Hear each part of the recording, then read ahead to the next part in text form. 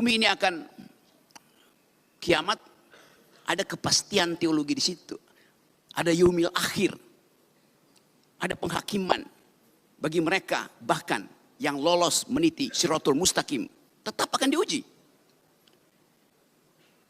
Quran, teologi mengajarkan kami sudah memberi tanda-tanda, maka kalian harus berpikir.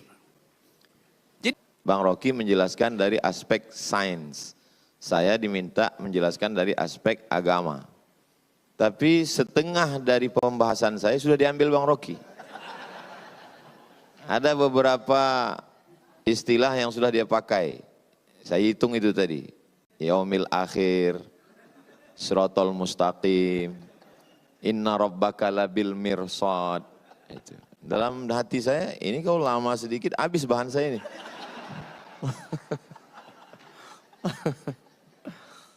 Beberapa kali Allah Subhanahu wa Ta'ala. Duduk bersama kita dua tokoh dengan dua kutub, satu pemerhati lingkungan, filosof. Sehingga kita akan berbicara Bang Rocky bagaimana manusia dengan alam dan bagaimana filsafatnya kok bisa kita mesti jaga alam Bang Rocky.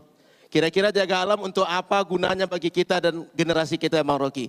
Sebelum nanti ditutup pamungkas oleh guru kita Ustaz Abdul Somad, kita dengarkan dulu akal sehat dari Bang Rocky. Sehingga kita jelas alam ini mau diapakan Bang Rocky. Apakah alam ini menjadi manfaat atau mudarat? Bang Rocky yang akan menjelaskan secara sains dan filosof bagaimana memandang alam disampaikan oleh Bang Rocky. Bang Rocky kami persilahkan. Oke. Assalamualaikum warahmatullahi wabarakatuh. Saya antara bingung dan pusing. Bingung karena Polda yang urusannya dengan kriminal untuk menuntun kita masuk di dalam satu perdebatan yang sudah sangat panjang antara teologi dan ekologi. Dan itu membutuhkan kajian, bukan orasi. Saya kasih kajian di Sespimti Polri, di Lemhanas. Tadi siapa yang pernah ikut kuliah saya di Lemhanas? Oke. Oh, yang ujung sana tuh. Pak Ino. Satu waktu tahun lalu ya. Oke, saya kasih kuliah di Lemhanas untuk menerangkan global security itu. Human environmental ethics. Subjek-subjek itu ternyata hari-hari ini terhubung dengan keadaan kita di Riau, di Jakarta, di Pakistan, di India, di Eropa. Karena kita mengalami krisis yang sama akhirnya itu. India kirim rudal ke Pakistan. Kita tahu India punya nuklir, Pakistan punya nuklir. Kalau terjadi krisis nuklir dan krisis itu berubah menjadi perang terbuka, pertanyaannya bukan bagaimana stabilitas politik di regional Asia, tapi bagaimana bumi memaafkan kemudaratan manusia. Apa akan dimaafkan oleh bumi? Karena setiap perang nuklir hasilnya adalah MAD, Mutual Assured Destruction. Hancur. Kita coba pahami itu dari perspektif ilmu pengetahuan dan berupaya untuk menuntun ilmu pengetahuan masuk dalam pertanyaan-pertanyaan eskatologis, pertanyaan-pertanyaan teologis yang ayat-ayatnya harus kita tafsirkan hari-hari ini. Tadi dimulai dengan ayat belajarlah dari aturan semesta. Karena itu diperlukan akal untuk memahami aturan semesta. Hal yang sama juga berlaku di dalam kebudayaan Melayu. Alam terkembang jadi guru. Satu kesetaraan epistemik. Quran, teologi mengajarkan kami sudah memberi tanda-tanda, maka kalian harus berpikir. Jadi ilmu pengetahuan diselundupkan untuk memahami alam semesta. Diselundupkan melalui ayat-ayat suci. Karena bumi ini suci. Jadi kita mulai membayangkan soal itu. Dalam perspektif antropologi, kita anggap bahwa ya makhluk manusia ini sebetulnya hanya 0,00 sekian detik dari usia alam semesta itu. Usia kita mungkin baru 100 juta tahun yang lalu. Atau bahkan lebih mundur lagi. Karena catatan yang kita ketahui tentang manusia itu hanya ditulis di dalam kitab-kitab suci itu. Quran, Bible, Veda. Jadi kitab suci mencatat kehidupan manusia sekaligus peran manusia di dalam merawat atau merusak alam. Apakah bumi ini akan kiamat? Ada kepastian teologi di situ. Ada yaumil akhir. Ada penghakiman bagi mereka bahkan yang lolos meniti Shiratul Mustaqim tetap akan diuji. Jadi kalau kita katakan bumi akan kiamat, dunia akan kiamat, dari segi teologi kita sedang menuju ke situ. Akan. Tapi dari segi pengetahuan bumi ini memang pernah kiamat. Ketika supernova itu meledak kira-kira 5 miliar tahun yang lalu. Pecahannya jadi matahari. Sebagian pecahannya jadi bumi. Jadi ilmu pengetahuan hanya mampu untuk menerangkan bahwa dunia sudah pernah kiamat. Satu peristiwa kosmologi. Ketika sebuah bintang yang namanya supernova itu meledak. Dan kita di bumi menerima ledakan itu sebagai rahmat. Karena dengan ledakan itu terbentuk alam semesta baru. Indonesia penggalan dari ledakan itu yang terjadi 4,5 miliar tahun yang lalu. Sekarang kita membayangkan satu kondisi bahwa yang dirawat oleh bumi selama 4,5 miliar tahun itu sekarang mulai disebut sebagai potensi kerusakan ekologis jilid 12, 13 seterusnya. Tapi apakah bumi mampu memperbaiki dirinya? Tanda-tanda itu ada. Kalau kita membaca cara memperbaiki bumi seperti yang difatwakan di dalam Quran, pakai otak. Doa dan otak. Kita lihat jumlah kerusakan yang dibuat manusia. Yang disebut antroposin. Artinya jumlah kerusakan kuantitas dan kualitas yang dibuat manusia sudah melampaui daya pulih bumi. Kita belajar itu dalam ilmu geologi itu. Kalau bumi merusak dirinya, dia mampu memperbaiki dengan cara regenerasi itu. Kita kutuk gurun Sahara yang kering kerontang, kita puji hutan Amazon yang hijau dan sejuk. Mengapa kita kutuk gurun Sahara? Karena di situ tidak ada kehidupan. Mengapa kita muliakan hutan Amazon? Karena di situ ada keragaman hayati. Tapi kalau kita ikuti keterangan ayat tadi, pakai otak. Allah Subhanahu wa taala mengatakan, pakai otak untuk membaca gejala alam. Surat apa tadi? Surat Al-Imran. Kalau kita pakai otak, kita mulai riset. Ternyata hijaunya hutan Amazon bertahan jutaan tahun karena dipupuk oleh fosfat. Fosfat adalah elemen kimia yang memupuk Amazon. Di mana fosfat itu ada? Tidak di hutan Amazon, adanya di gurun Sahara. Anda lihat ini gurun Sahara, ini hutan Amazon, bagian selatan Amerika, hijau. Gurun Sahara, bagian selatan Afrika, dia paralel. Di dalam rotasi bumi, dalam hitungan 70 jam, panas matahari menguapkan gurun Sahara dan mengikuti rotasi bumi, uap fosfat itu tiba di hutan Amazon. Gurun Sahara adalah pabrik pupuk untuk hutan Amazon. Yang bikin siapa? Bukan oligarki. Allah Subhanahu wa taala yang buat itu. Jadi kita melihat keteraturan itu ada bahkan dalam ide pertama penciptaan. Yang nanti akan diterangkan oleh UAS, Ustadz Akal Sehat. Kita coba memahami itu. Oh, belum bikin pantun ya.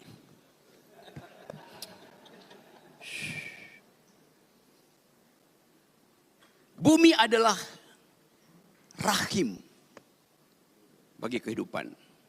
Karena itu kita dalam bahasa Yunani disebut ibu bumi, Mother Earth, Gaia. Jadi bumi, setiap kali kita bertemu dengan perempuan, kita mengingat ethics of care. Karena hanya perempuan yang menghasilkan apa namanya care bahasa Indonesia itu, kepedulian itu. Laki-laki berpikir secara rasional, lalu dianggap perempuan tidak bisa berpikir secara rasional. Iya, tapi perempuan mampu untuk mendeteksi sesuatu yang tidak bisa dibaca oleh rasionalitas ilmu pengetahuan. Perempuan lebih dekat dengan teologi dibandingkan laki-laki. Kepekaan itu ada tuh. Perempuan, oke. Ada gurindam berjumlah 12. Menjadi sumber tuah dan marwah Melayu. Ustadz Somad sungguh berkelas. Karena istrinya Putri Nan Ayu.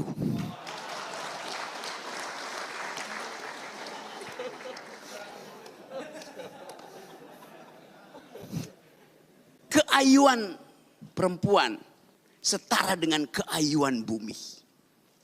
Bumi itu indah, bumi itu ayu. Saya memulai dengan cara itu. Untuk mencoba memahami bahwa kita perlu ethics of care. Belajar pada kepedulian perempuan. Kita semua lahir dari rahim perempuan. Lahir dari rahim perempuan, rahim yang sudah membagi keadilan. Setiap kita pernah ada dalam kandungan bumi dan bumi sudah membagi keadilan. Setiap kita pernah ada dalam rahim perempuan dan rahim perempuan sudah membagi keadilan. Ketika kita di dalam kandungan ibu kita mensuplai gizi. Jadi kita memperoleh makan siang gratis pertama dari rahim ibu kita. Dan sangat bergizi. Dilahirkan dari rahim perempuan, kita pindah pada rahim laki-laki. Rahim laki-laki itu namanya APBD, APBN, Kongres Partai. Itu rahim laki-laki. Yang isinya adalah arogansi. Setiap rahim laki-laki, apalagi yang ada di Senayan, mengincar rahim APBN. Berapa yang bisa saya rampok? Itu yang terjadi. Kita coba bayangkan bahwa kemuliaan perempuan menuntut keadilan. Sementara kebijakan publik sangat jarang memperhatikan hak-hak perempuan. Hak-hak bumi itu setara dengan hak-hak perempuan. Merusak bumi sama dengan memperkosa perempuan. Karena dia adalah ibu kita, ibu bumi. Dasar pikiran itu harus betul-betul tumbuh di dalam kondisi epistemik. Kecerdasan diberikan oleh bumi pada kita. Tapi kenapa kita mesti rusak? Karena arogansi. Keinginan untuk mengubah wants menjadi needs itu. Bumi menyediakan kecukupan bagi kita. Yang kita butuhkan. Basic needs. Tapi politik membuat needs itu menjadi wants. Tambah mau lagi. Itu yang merusak lingkungan. Ketika needs sudah dipenuhi. Wants-nya itu berubah menjadi keinginan untuk akumulasi. Itu ya. Kerusakan lingkungan dimulai ketika ego antropologis kita menganggap bahwa bumi itu disediakan untuk kita eksploitasi. Nah, kerakusan itu yang hendak kita halangi hari-hari ini. Jadi sekali lagi, sering dikatakan bahwa perempuan itu adalah makhluk kelas 2, dibuat dari tulang rusuk laki-laki.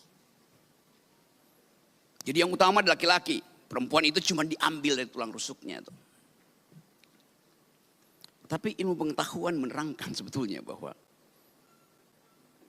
kalau perempuan sekedar dibuat dari tulang rusuk laki-laki, laki-laki dibuat dari apa?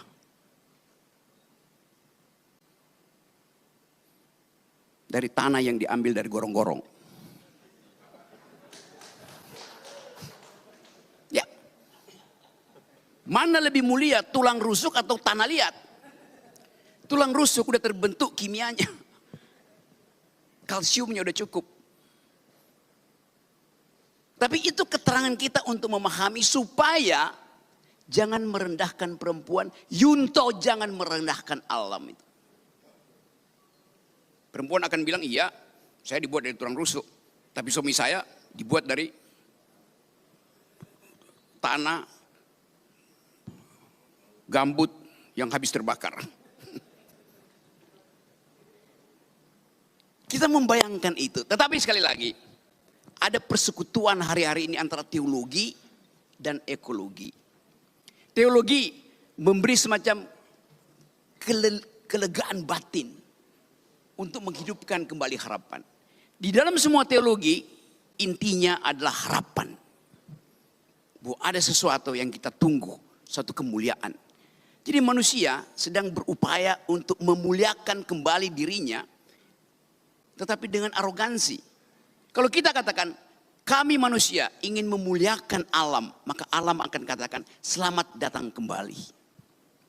Dan hanya dengan itu kita tahu bahwa semua yang kita perbuat hari ini disaksikan oleh mata yang kita sebut sebagai alam semesta. Alam semesta disaksikan oleh sesuatu yang kita sebut energi eter. Tapi energi itu hanya disebut energi kalau dia menghasilkan keadilan. Bumi ditata dengan prinsip keadilan. Semua yang kita lakukan dibaca oleh ilmu fisika, dibaca oleh ilmu antropologi, dibaca oleh ilmu ekologi. Tapi ada yang tidak bisa kita baca, ilmu teologi. Inna rabbaka labil mirsad. Allah Subhanahu wa taala memahami kita, melampaui kemampuan kita membaca alam. Assalamualaikum warahmatullahi wabarakatuh. Menarik, Bang Rocky, cerita dari mulai bintang supernova, kemudian Amazon, Sahara. Tapi lebih menarik bagi saya adalah pantun di tengah beliau bercerita tadi.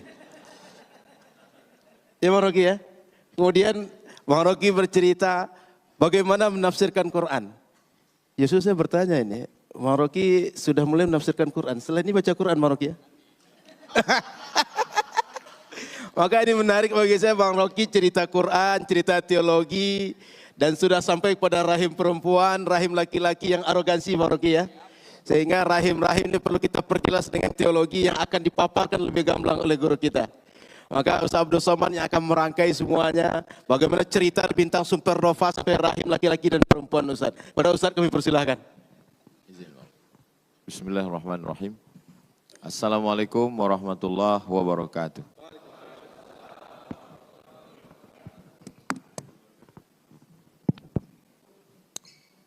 Alhamdulillah, Allahumma salli ala Sayyidina Muhammad wa ala ali Sayyidina Muhammad. Kalau sudah pakai batik, jangan lagi pakai dasi. Kata Bang Rocky, ruangan ini cantik, bagus untuk resepsi.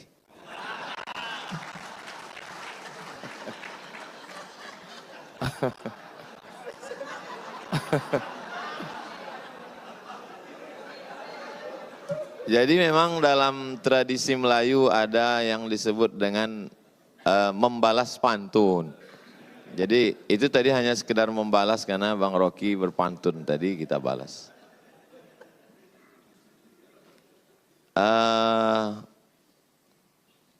Sudah dibagi ini jatahnya, Bang Rocky menjelaskan dari aspek sains. Saya diminta menjelaskan dari aspek agama. Tapi setengah dari pembahasan saya sudah diambil Bang Rocky. Ada beberapa istilah yang sudah dia pakai. Saya hitung itu tadi. Yaumil akhir, siratal mustaqim, inna rabbaka labil mirsad. Itu. Dalam hati saya, ini kalau lama sedikit habis bahan saya ini.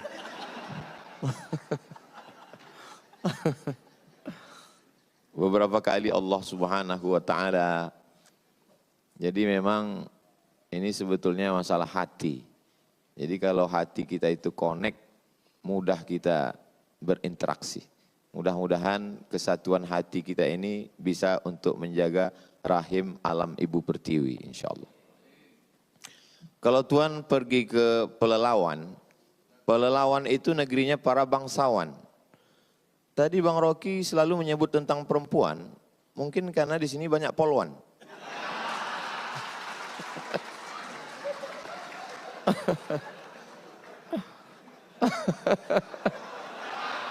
So sweet, so sweet. Baik, jadi saya urutkan karena saya diminta dari aspek agama. Pintu gerbang untuk masuk ke agama Islam itu adalah syahadat asyhadu an la ilaha illallah wa asyhadu anna Muhammadan Rasulullah. Tuhan itu abstrak, tidak tersentuh, tidak kelihatan, tidak berbentuk. Dalam Islam bukan fisik. Maka tidak dalam bentuk patung, bukan batu, bukan kayu dan lain sebagainya. Tapi Al-Quran menggambarkan bahwa iman itu kasyajaratin thayyibatin, seperti pohon kayu. Asluha sabitun, akarnya menghunjam ke tanah. Wa far'uha fis sama, pucuknya ke langit. Sesuatu yang abstrak dalam Islam digambarkan dengan sesuatu yang kelihatan. Cinta itu tidak kelihatan. Bagaimana menggambarkan cinta? Maka mesti digambarkan dengan sesuatu yang kelihatan. Maka muncullah ungkapan, cintamu seperti air di daun keladi. Setelah tumpah tidak meninggalkan bekas. Begitu biasanya orang yang kecewa. Maka dalam Islam iman itu digambarkan dengan pohon kayu. Kalau tadi Pak Gub bercerita tentang orang Melayu tidak bisa dilepaskan dari hutan, dari pohon kayu, ya logis, masuk akal, karena memang orang Melayu tinggalnya di tengah jantung Pulau Sumatera, memang dia begitu buka mata ngelihat pohon kayu. Tapi Nabi Muhammad SAW, dia bukan orang Sumatera. Dia tinggal di gurun pasir yang pohon itu sesuatu yang sulit. Tapi ketika cerita tentang iman, kaitannya dengan pohon kayu. Setelah masuk, setelah orang beriman, lalu kemudian bagaimana kondisi dia? Mathalul mu'min kamathalis syajar. Orang beriman itu seperti pohon kayu. Pohon kayu lagi. La yazalur rihu tumiluhu. Angin senantiasa membuat dia bergoncang. Jadi ketika orang sudah meyakini Tuhan, nanti akan ada goncangan-goncangan keimanan. Lagi-lagi dikaitkan dengan pohon kayu. Ketika pohon kayu sudah mulai berdiri, maka akan datang ada angin yang membuat dia bergoncang. Maka sabarlah seperti sabarnya pohon kayu. Lagi-lagi pohon kayu. Dari awal pohon kayu. Suasana hatinya setelah beriman seperti pohon kayu. Lalu kemudian dia mulai berbuat baik. Perbuatan baik apa yang bisa dia lakukan? Ma min muslimin yaghrisu gharsan yazra'u yazra'an. Kalau ada seorang beriman yang menanam tanaman. Dia tidak sebut tentang sholat, zakat, puasa, haji. Itu ritual. Tapi ada satu amal, menanam pohon kayu, kata Nabi. Ma min muslimin yaghrisu gharsan yazra'u zar'an fayakuluhu tayrun.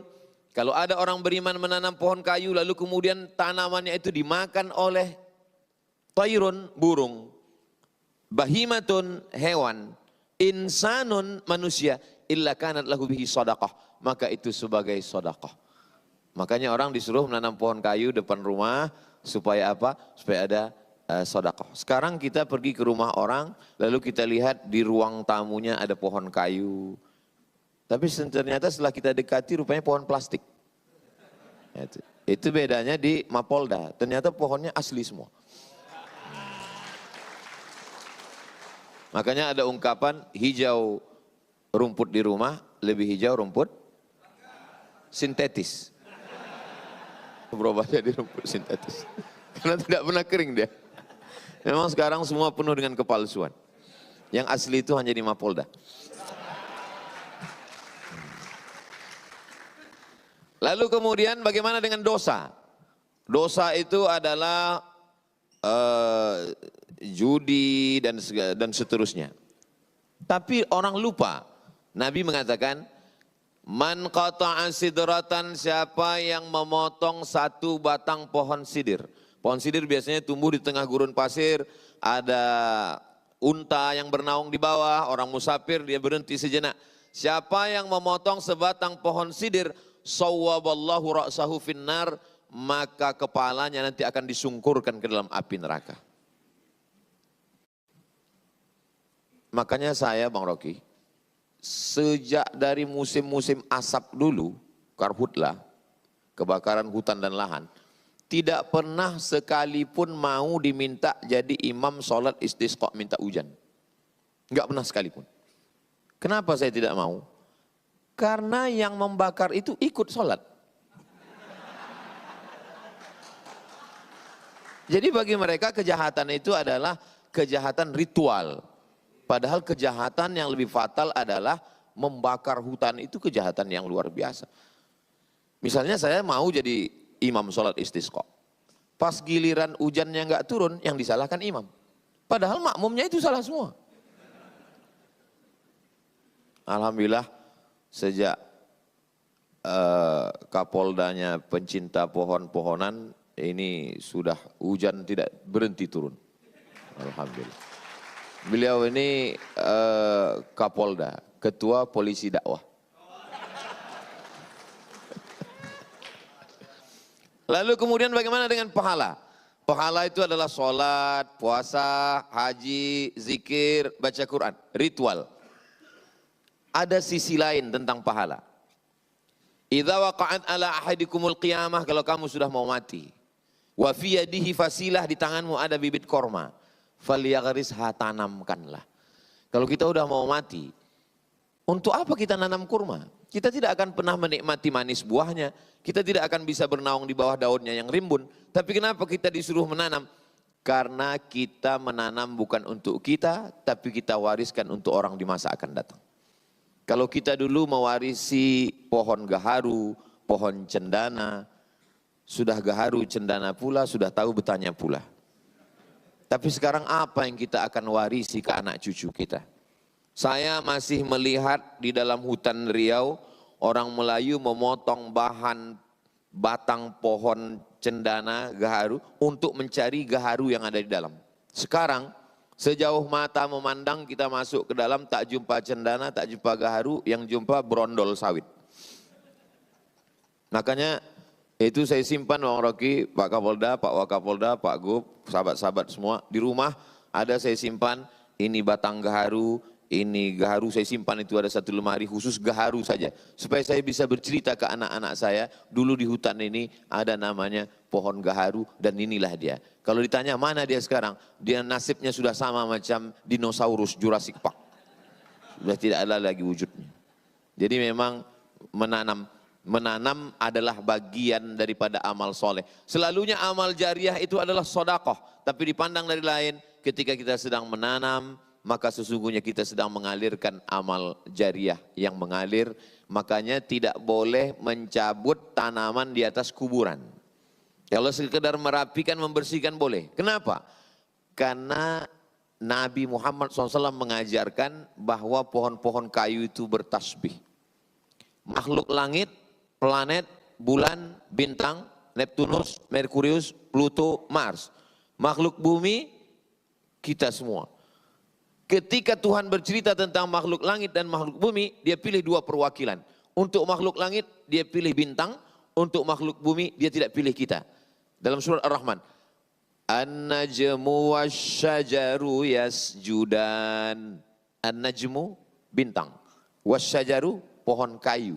Yasjudan, kedua-duanya bersimpuh sujud bertasbih kepada Tuhan. Kenapa tidak dikatakan bintang dan manusia? Kenapa untuk bumi ini yang mewakilinya pohon kayu? Karena pohon kayu lebih jujur daripada manusia. Lalu kemudian ketika kita bersaudara, maka persaudaraan itu seperti pohon kayu. Mathalul mu'minin kamathalil asjar. Persaudaraan orang-orang yang percaya itu seperti pohon kayu. Bagaimana pohon kayu? Pohon kayu kalau sendirian, datang angin kencang dia patah. Tapi kalau pohon kayu itu bersama-sama, beramai-ramai, kita lihat bagaimana hutan akasia. Sekencang apapun angin, dia tidak akan patah. Kenapa? Ketika angin datang dari sini, dia ditolong oleh yang sebelah sini. Datang dari sini, ditolong di sini. Dan saya merasakan itu. Ketika saya dibully, diejek, dicaci maki, ada pohon kayu yang menolong saya. Yang memberikan nama lain bahwa UAS itu bukan Ustadz Abdul Somad, tapi Ustadz Akal Sehat.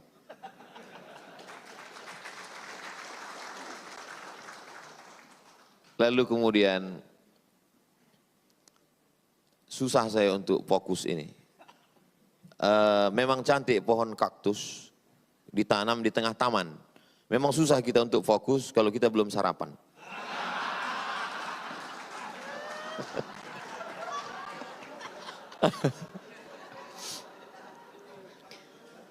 Kalau kita bersedekah pahalanya banyak.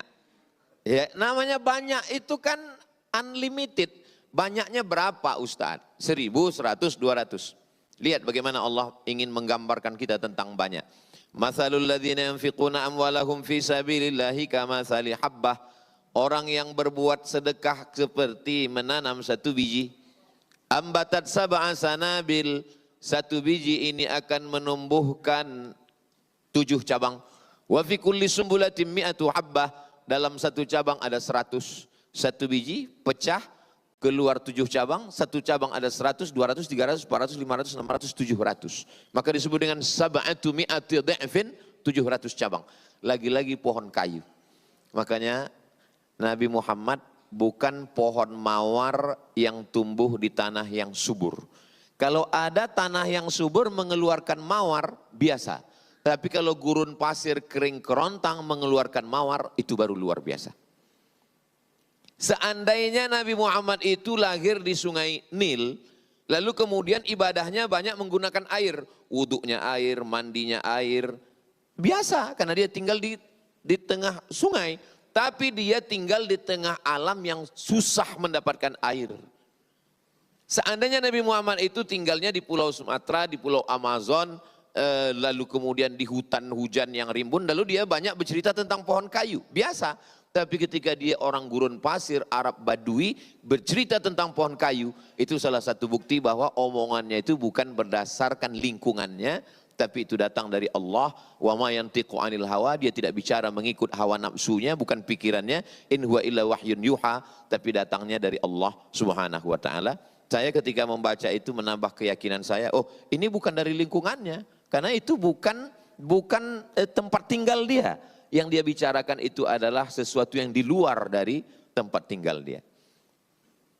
Jadi kalau hari ini kita sebagai orang Melayu, sebagai orang Sumatera, kita masih ada kesempatan untuk menjaga Riau, khususnya Bumi Lancang Kuning ini dengan program-program penghijauan, penanaman.